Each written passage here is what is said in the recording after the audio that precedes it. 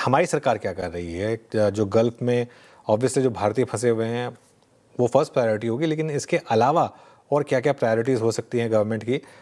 लक्ष्मण जी के पास चलते हैं। लक्ष्मण जी, गुड आफ्टरनून, बताइए।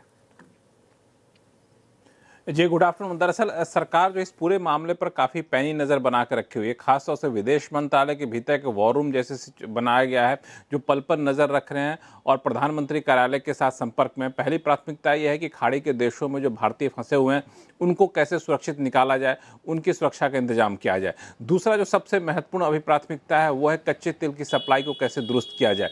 मैंने पेट्रोलियम मंत्रालय के सूत्रों से पता किया तो उनका कहना था कि अभी कुछ दिन तक अगर सप्लाई बाधित भी होती है तो भारत में सप्लाई में कोई दिक्कत नहीं होगी, उतना स्टॉक यहाँ पर है। लेकिन आगे चल के कैसे सुचारू किया जाए कच्चे तेल की सप्लाई, वो एक देखने वाली बात होगी। अगले 24 घंटे में 2 महत्वपूर्ण बैठक हो रही है। एक बैठक हो रही है एक्सपोर्टर्स के साथ कि एक्सपोर्टर्स को कोई दिक्कत ना आए, आगे चलकर लंबा खिंचता है मामला तो उससे कैसे निपटा जाए। और दूसरी बैठक कल होने वाली है जो शिपिंग मिनिस्टर लेंगे शिपिंग सेक्टर के साथ, कि शिपिंग कंपनियों के साथ को उनकी लागत ना बढ़े, कंटेनर पर जो प्रीमियम चार्ज किया जा रहा है वो कम से कम हो, इंश्योरेंस के प्रीमियम कम हो, और दूसरे शिपिंग लाइन से कैसे माल ढुलाई की जा सकती है, कच्चे तेल की सप्लाई की जा सकती है, इस पर चर्चा होनी है। तो हर मोर्चे पर हर मंत्रालय, संबंधित मंत्रालयों को सख्त निर्देश दिए गए हैं कि हर जरूरी कदम उठाएं। तो अगले 24 से 48 घंटे पर सरकार काफी पैनी नजर बनाए हुए है। लक्ष्मण जी, वैसे तर्क संगत क्या होता है? कहा जाता है कि 90 दिन का आपके पास स्टॉक होना चाहिए क्रूड के केस में, है ना?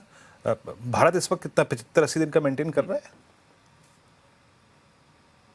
हाँ देखिए, दरअसल जो सामान्य हालात में 75-80 दिन के क्रूड होते हैं वहाँ पे, लेकिन जब ऐसे हालात बनने शुरू हो जाते हैं तो पहले से ही जो ऑयल मार्केटिंग कंपनियां वो अपना स्टॉक करना शुरू कर देती है, पहले से ही दूसरे विकल्प तलाशने शुरू कर देती है। तो ये चूंकि हालात अचानक से बने नहीं है, पहले से इस बात की आशंका जताई जा रही थी, सबने अपना इंतजाम कर रखा था कि अगर 7 से 10 दिन तक भी सप्लाई अगर बाधित होती है तो घरेलू रिफाइनर्स को कोई दिक्कत ना हो, ये सुनिश्चित करने की इंतजाम पहले हो चुके होते हैं। इस वजह से बहुत ज़्यादा पैनिक सिचुएशन यहाँ पे नहीं है। हाँ, लंबा खिंचेगा जिसकी संभावना बहुत कम जता रहे हैं तो फिर मामला बिगड़ सकता है, लेकिन फिलहाल कोई पैनिक जैसे हालात यहाँ पर नहीं है। लेकिन कच्चे तेल की कीमतों में बढ़ोतरी का असर कंज्यूमर पर ना पड़े, ये भी सरकार सुनिश्चित करेगी। हालांकि कच्चे तेल की कीमतों में उस तरह से बेतहाशा बढ़ोतरी भी नहीं हो जितना कि आशंका जताई जा रही थी, लेकिन जो बढ़ोतरी होगी उसको तत्काल आप पास ऑन नहीं करिए कंज्यूमर पर, यह भी सुनिश्चित किया जाएगा। तो इसके लिए पेट्रोलियम मंत्रालय, वित्त मंत्रालय, प्रधानमंत्री कार्यालय भी लगातार संपर्क में है।